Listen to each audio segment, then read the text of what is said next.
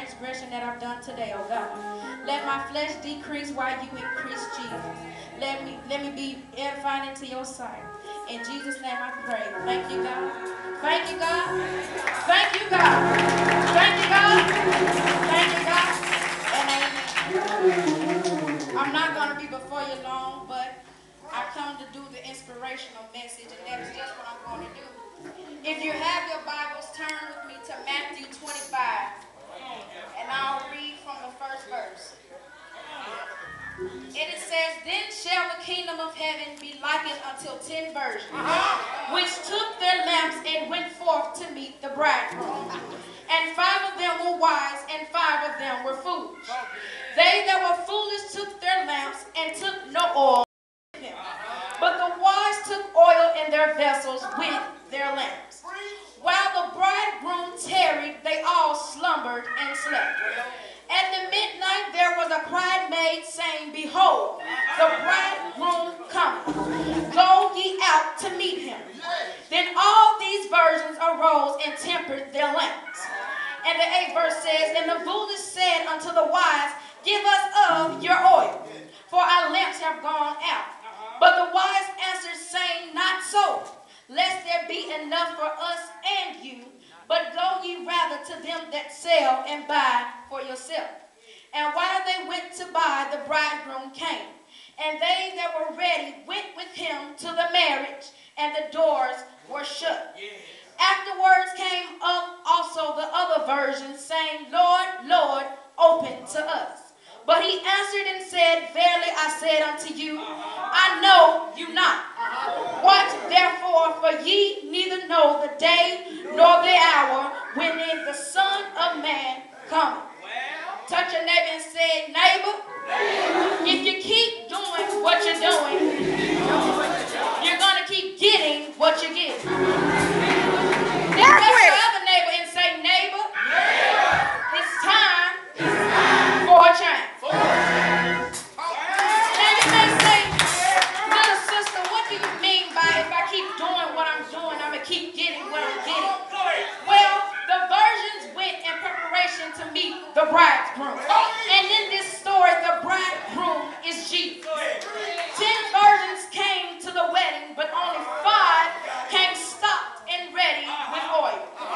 They knew that the bridegroom was coming to the wedding, just like us as Christians know that he is on his way back for us with a church without spot nor wrinkle. Isn't it amazing how the virgins came to the place where they knew that he would be, but some of them still were not ready. To relate this to today's day and time, we are Christ's bride, and he is on his way back for us. But some of us still come to the house of God day in and day out, still not storing up the oil in preparation to meet the bridegroom. But you say, how do I store up my oil? How do I keep this oil on fire? Well, you store up your oil by number 1, reading the Word of God. The Word of God is a book of instructions by leaving this earth, telling you how to prepare the spirit man. The Bible is a Bible that tells you what to do. It's going to tell you what's coming before, it was coming but after. The Bible gets you ready for the spirit man. Fasting is another 2 thing that you have to do to keep your oil stored. Fasting humbles you so that your mind and your spirit can line up with the Word of God. Fasting makes you hungry for the Word of God. Fasting makes you want to go on. Fasting makes you want to go on and give it all that you got. Fasting makes you want to humble yourself. The 3rd thing you have to do to stir up your oil is prayer.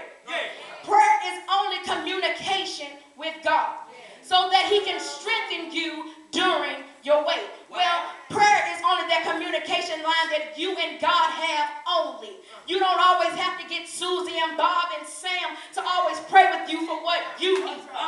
You don't have to always get somebody to pray with you for what you need. You can go to say, God, I need you. I need you to stir the spirit thing down on the inside so that I can be able unto you. The 4th thing you have to do to stir up your oil is living holy. The Lord said, be ye holy, for I am holy. You have to live in holiness. You have to walk in holiness. You have to be holiness. You have to get Holy Ghost boldness to be in this word. Just attending church services alone does not prepare you to meet God. It is allowing Christ to abide in you and living according to all his commandments. Young people, and some of us old ones too, we come to church all year long, but we still don't allow the word to overtake us. We still don't let the word get down on the inside so that it can stir us up. So what good is you coming if you're not reading the word? What good is you coming sitting there and just looking at me while I'm preaching this word? What good is you coming? You will be as the foolish virgins, unprepared and locked out of the wedding. Well, you might say, how do I know if I'm foolish? How do I know if I'm a foolish virgin? How do I know? Well, if you're coming to church and you're doing the following. If you're coming to church and you're hearing the word, but you're not a doer of the word. You hear what is being said, you hear what Pastor and Sister Tina are preaching, but you just let it fall on stony ground. You don't take it and apply it to your life. That's being foolish. That is a foolish act, so therefore that is being foolish. How else you know you're foolish if you're being disobedient? Mom tells you to come home straight from school because you have a dentist appointment. You say, well, I'm not going to come straight home. I'm going to go to Mark's house. And then Mark can drive me in his car and his whoopty and tell me that he can love me. But mama told me that I need to come home. That's being disobedient. You can have something might be going on. A shootout may be going on. He might be trying to get you pregnant. I don't know. But that's being foolish. That's being foolish. That's a foolish act. That is being foolish. Another thing, if you know if you're being foolish, if you willfully sin. You sin on purpose. You just sin. You wake up saying, I'm going to sin today. You say, I'm just going to sin. You're going to lie and say, you're going to lie and do this so you can cover up this lie and this sin and this sin and this sin. So why would you even do that in the first place? That's being foolish. That is being foolish. If you know you want to be wise, you say, well, Sister Devan, I want to be wise. I want to be one of the wise ones. I want to be prepared. Well, if you're being wise, you want to live holy. You want to set up a standard for God no matter what the circumstances are. You want to stand up for Holy Ghost boldness and say, God, I'm going to serve you no matter who's looking at me. The second thing you have to do to keep yourself consecrated is just consecrate yourself. Consecrate your spirit. Consecrate your mind so that you won't be in all these things in the world. So they won't get up in your mind and you'll be thinking all this stuff that you don't know where it came from. You have to consecrate yourself. The third thing you have to do to be wise is read the word daily, fast, and pray. That is being wise. So in my closing, I want to remind you of something. If you keep doing what you're doing, you're going to keep getting what you get. If you keep lying on people, if you keep cheating on people, if you keep doing mischievous acts, all those things are going to come back to you. If you don't want that stuff to come back to you, don't be as the foolish version. Coming to the house of God and not taking or applying the word of God to your life. People of God, it's time to make a change. God is on his way back and we have to be ready. I said ready. Such a name except we got to be ready. Ready to meet him with clean hands and clean heart. Saying, Lord, forgive me for I have sinned. I have not did your will and I did your work. So God, I come to you with humble arms and humble hands and saying, Lord, forgive me, use me. I need you.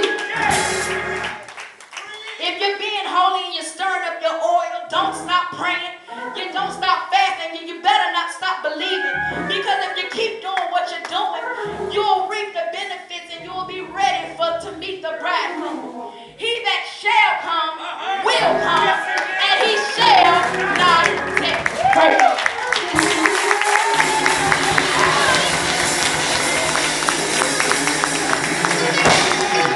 Well, it's hard coming at the